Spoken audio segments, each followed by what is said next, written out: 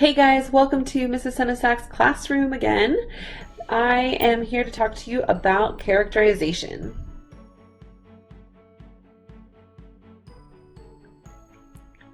Characterization is how the author tells us about our characters. We learn about their personality, we learn about their motivations, who they are, whether they're funny, whether they're serious.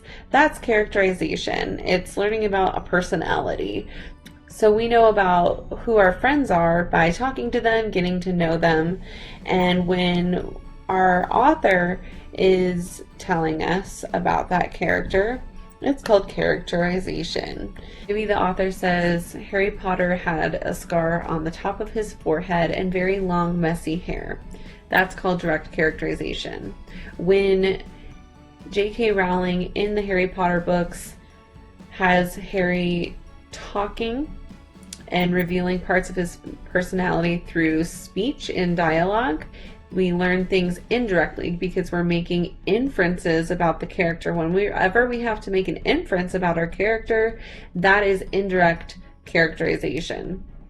So let's look at the differences. So direct characterization, the author's again making that direct statement about the character, their personality, looks, and we see what they look like.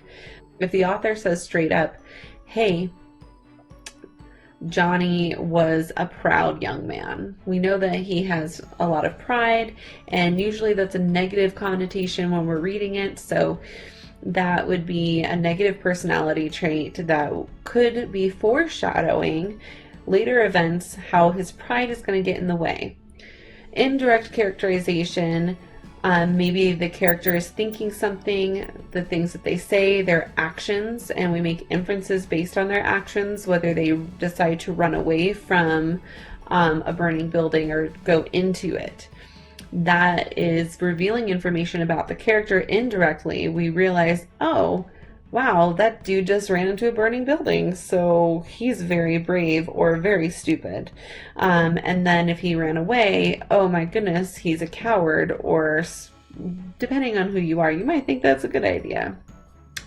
How they interact with other characters also is part of indirect characterization. Thank you guys for watching my lesson. Please come back to my classroom anytime you have your literary questions.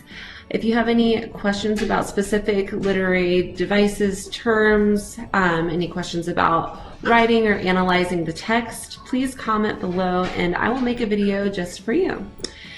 Again, thanks for watching. Please comment, share, subscribe. Have a great day.